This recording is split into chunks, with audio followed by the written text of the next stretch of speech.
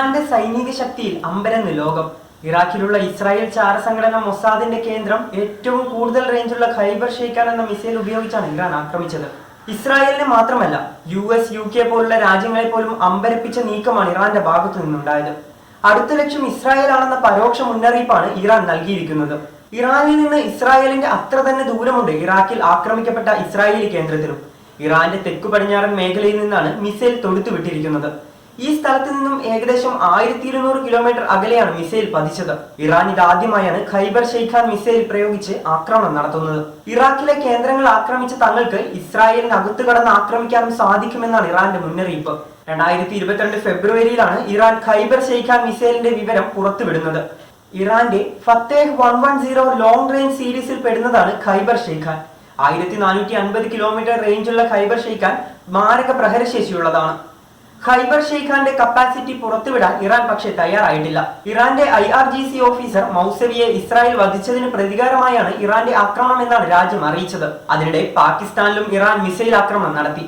ബലൂച്ചി തീവ്രവാദ ഗ്രൂപ്പായ ഷെയ്ഖ് അൽ അദലിന്റെ 2 താവളങ്ങൾ ലക്ഷ്യമിട്ടാണ് ആക്രമണം നടത്തിയതെന്ന് ഇറാനിയൻ സ്റ്റേറ്റ് മീഡിയ റിപ്പോർട്ട് ചെയ്തു. ആക്രമണത്തിൽ 2 കുട്ടികൾ കൊല്ലപ്പെടുകയും 3 പേർക്ക് പരിക്കേൽക്കുകയും ചെയ്തതായി പാകിസ്ഥാൻ അധികൃതർ അറിയിച്ചു. തെക്കു പടിഞ്ഞാറൻ ബലൂചിസ്ഥാൻ പ്രവിശ്യയിൽ പാകിസ്ഥാനിലെ കഹുസബ്സ് പ്രദേശത്ത് ജെയ്ഷ് അൽ ദുൽഹം എന്നറിയപ്പെടുന്ന ഷെയ്ഖ് അൽ അദിൽ തീവ്രവാദ ഗ്രൂപ്പിന്റെ 2 ശക്തി കേന്ദ്രങ്ങൾ തകർത്തതായാണ് ഇറാനിയൻ സ്റ്റേറ്റ് മീഡിയ റിപ്പോർട്ട് ചെയ്തത്. ഇറാന്റെ അർദ്ധസൈനിക വിഭാഗമായ എലൈറ്റ് റവല്യൂഷണറി ഗാർഡുകൾ ഇറാഖിലും സിറിയയിലും മിസൈൽ ആക്രമണങ്ങൾ നടത്തിയതിന് പിന്നാലെയാണ് ഇപ്പോൾ പാകിസ്ഥാനിലും ആക്രമണം നടത്തിയിരിക്കുന്നത്. തെക്കുകിഴക്കൻ ഇറാനിൽ പ്രവർത്തിക്കുന്ന 2012 സ്ഥാപിതമായ വിഘടനവാദി തീവ്രവാദ ഗ്രൂപ്പാണ് ജെയ്ഷ് അൽ അദിൽ അഥവാ ആർമി ഓഫ് ജസ്റ്റിസ്. ഡിസ്താൻ ബലൂചിസ്ഥാൻ പ്രവിശ്യയുടെ സ്വാതന്ത്ര്യമാണ് ജെയ്ഷ് അൽ അദിലിന്റെ ലക്ഷ്യം. ഇറാൻ പ്രവിശ്യയായ ഡിസ്താനിലെയും ബലൂചിസ്ഥാനിലെയും പോലീസ് സ്റ്റേഷനുകൾ ആക്രമിച്ച് 11 ഇറാനിയൻ പോലീസ് ഉദ്യോഗസ്ഥരെ കൊലപ്പെടുത്തിയതായി കഴിഞ്ഞ മാസം ഷെയ്ഖ് അൽ അദിലിനെതിരെ ആരോപണങ്ങൾ ഉയർന്നിരുന്നു. പാകിസ്ഥാൻ അതിർത്തിയിൽ ഇറാൻ സുരക്ഷാ സേനയ്ക്ക് നേരെ നേരത്തെ ജെയ്ഷ് അൽ അദിൽ ആക്രമണം നടത്തിയിട്ടുണ്ട്.